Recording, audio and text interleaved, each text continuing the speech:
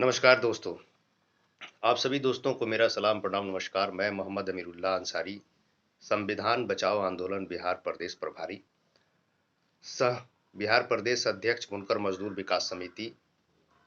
आज मैं वीडियो के माध्यम से आप लोगों के सामने कुछ बातें रखने जा रहा हूं और ये बातें जो आपके बीच में मैं कहने जा रहा हूं, जो वीडियो में मैं आपको बता देना चाहता हूं कि मैं किसी भी धर्म के प्रति, किसी भी धर्म की मेरा कोई उनको ठेस पहुंचाने के लिए और कोई किसी तरह की द्वेष और किसी तरह की जलन हसद के वजह से मैं ये वीडियो नहीं बना रहा हूं। और किसी भी धर्म को मैं सम्मान कर देता हूं। सम्मानित, सभी धर्म सम्मानित हैं, सभी धर्म के लोग सम्मानित हैं। लेकिन मुद्दा जो है, अभी लाउड स्पीकर के ऊपर जो एक खास कम्युनिटी को टारगेट किया जा रहा है अजान को लेकर, इस पर बिहार की राजनीति में एक बार फिर से घमासान मच गया है। मैं उस पर कुछ प्रतिक्रिया देना चाहता हूं। मैं फिर एक बार कहता हूं कि मुझे कोई इरादा नहीं कि मैं किसी धर्म के प्रति और किसी धर्म को नीचा दिखाना और किसी धर्म को ठेस पहुंचाना या किसी धर्म के मुद्दे पर किसी को गलत साबित करना, ये मेरा कोई मंशा नहीं है। और मैं सिर्फ और सिर्फ एक व्यक्ति विशेष की एक अधिकार और संवैधानिक अधिकार के दायरे में रहकर मैं टिप्पणी करना चाहता हूं।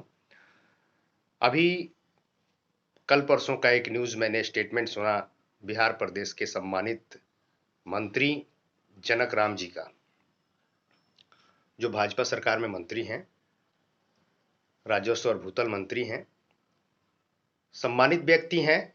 और उस सम्मानित व्यक्ति के जरिए जो स्टेटमेंट आया, मैं उस स्टेटमेंट के ऊपर कुछ प्रतिक्रिया मैं खासकर उनके लिए करना चाहता हूं। मैं उनको बताना चाहता हूं कि आपने जो प्रतिक्रिया दिया है वो प्रतिक्रिया हो सकता है कि आपके अपनी वाणी हो, लेकिन मैं ये साबित करना चाहता हूं कि आपकी जुबान जरूर है लेकिन आवाज किसी और के हैं। वो जो लाउड स्पीकर की आप बात कर रहे हैं, वो आपके अंदर भी एक रिकॉर्डिंग डाला गया है, आपकी पार्टी की तरफ से रिकॉर्डिंग हो कि आपको यही बोलना है, इससे ज्यादा कुछ नहीं बोलना है। आजान से पूरे देश में लोगों को आज तकलीफ हो रही है, आजादी के 75 साल गुजर जाने के बाद। यानी 2014 की सरकार जब से आई है तब से आजान से तकलीफ है, मुसलमान से तकलीफ है, मुसलमान के रंगों से तकलीफ है, मुसलमान के त्योहारों से तकलीफ है।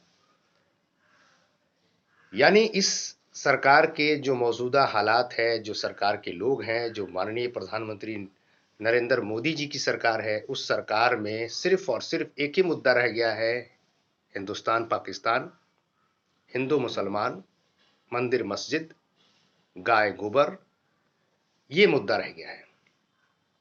अब एक मुद्दा शुरू हुआ अजान को लेकर कि अजान लाउड स्पीकर में होती है, तो मंत्री जी ने कहा है कि उनके पास कंप्लेन है, लोगों का कंप्लेन है कि अजान से लोगों के बच्चे घर में पढ़ाई करते हैं और उनको डिस्टरबेंस होती है, क्योंकि अजान सुबह होती है और सुबह उठ के वो बच्चे पढ़ते हैं और उससे डिस्टर्ब हो जाते हैं, ऐसा उन्होंने कहा है। दूसरी जो संविधान की बात वो कह रहे थे कि संविधान में सबको, सभी धर्मों को सम्मान दिया गया है और सबको बराबर का हक मिला है, वह तो सबके साथ क्यों नहीं। यानी उनके कहने का मतलब यह है कि जो जो दूसरे कौम के लोग हैं, जो हिंदू धर्म के लोग हैं, उनकी जो है संस्कृति और उनकी सभ्यता पर कानूनी प्रक्रियाएं इतनी तेज कर दी जाती है कि उनको रोक लगा दिया जाता है। लाउड स्पीकर बजाना, डीजे बजाना, रात रात भर जो है गाने बजाना, धार्मिक स्थलों पर अश्लील गाने बजाना, ये सब जो है ये कौन करता है। मैं जनक राम जी से पूछना चाहता हूं, जनक राम जी, आपको आज अजान से तकलीफ हो रही है, आप अपनी पिछली जिंदगी भूल गए। माफ कीजिएगा, आप जिस समाज से आते हैं उस समाज को आप ही के समाज के लोगों में सबसे नीचे देखा जाता है और सबसे शूद्र और दलित अछूत माना जाता है। सबसे पहले आप ये मुझे बताएं कि आप किस धर्म को फॉलो करते हैं।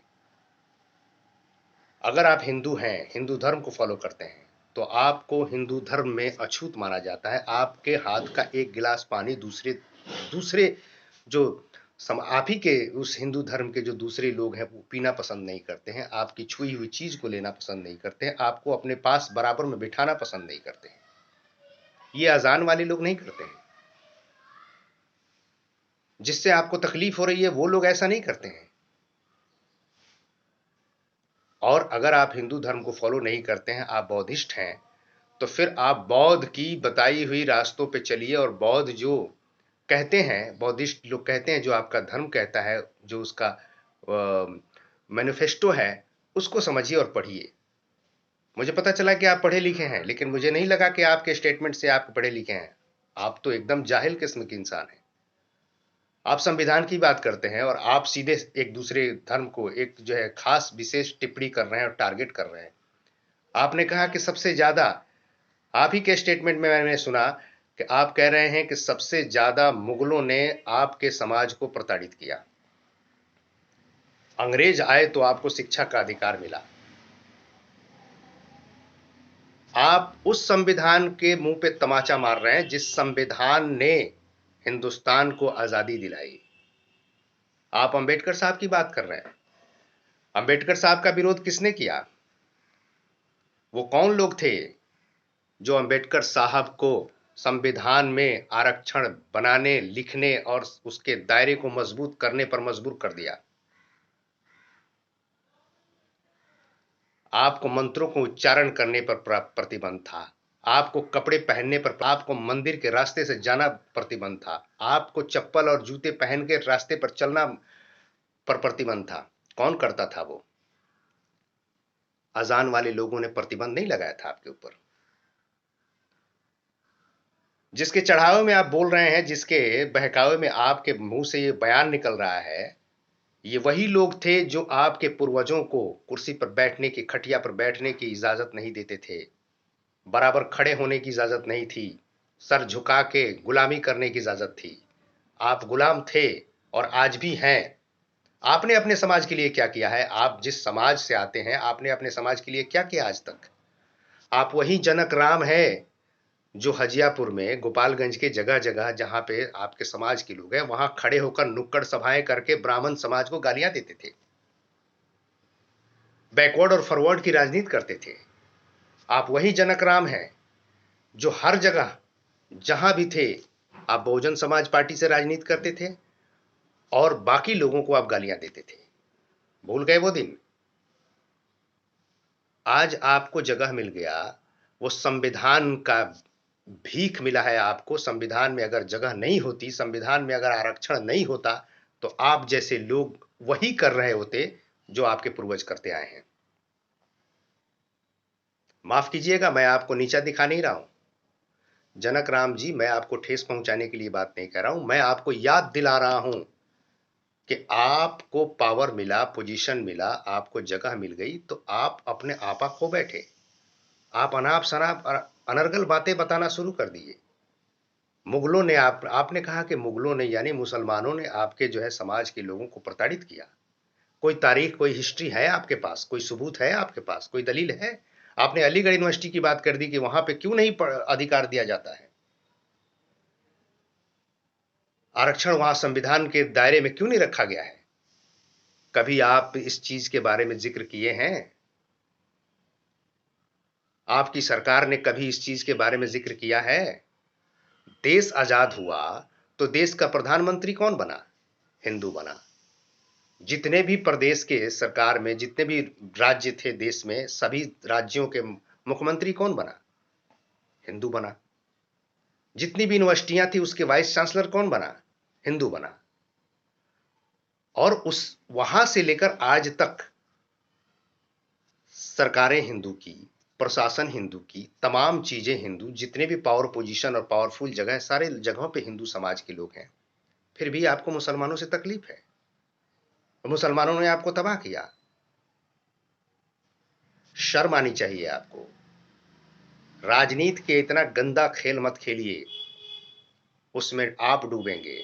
जो लोग आपको खेल खिलवा रहे हैं, जो लोग आपको चढ़ा रहे हैं, जो लोग आपको बयान दिलवा रहे हैं, वही लोग आपको एक दिन कुर्सी से उठाकर फेंक देंगे और फिर उसी जगह पे आप सड़कों पे आकर, रोड पर वही काम करेंगे जो पहले। आप भीम और मीम आर्मी की बात करते हैं, भीम जय मीम, जय भीम जय मीम की बात क्या करना है? आपको इज्जत मुसलमानों की वजह से मिली है। आपके समाज को मुसलमान गले लगाता है, आपको समाज को इज्जत मुसलमान देता है। यही अजान वाले लोग हैं जो आपको सम्मान देते हैं। जब आप पे प्रताड़ित किया जाता है, आपको सताया जाता है, आपके आपके समाज की दलित बच्चियों के साथ जो रेप होता है, आपके घर को जला दिया जाता है, आप प्रताड़ित किया जाता है, एक शब्द आपके मुंह से नहीं निकलता है। उस वक्त कहां जाती है आपकी भावना, आपकी राजनीति, आपकी पावर, आपकी पोजीशन? कोई स्टेटमेंट है आपके पास? कोई वीडियो है? कोई किसी तरह का प्रूफ है जो आपने दलित समाज के लिए कुछ बयान दिया हो, कुछ कहा हो, सरकार के खिलाफ कुछ आवाज उठाई हो, प्रशासन के खिलाफ कुछ आवाज उठाया हो? हथरस में, यूपी के उत्तर प्रदेश में हथरस में एक दलित बच्ची के साथ रेप किया गया और रेप करके उसको जला दिया गया, जला के मार दिया गया। उसके परिवार वालों को किसी से मिलने की इजाजत नहीं थी।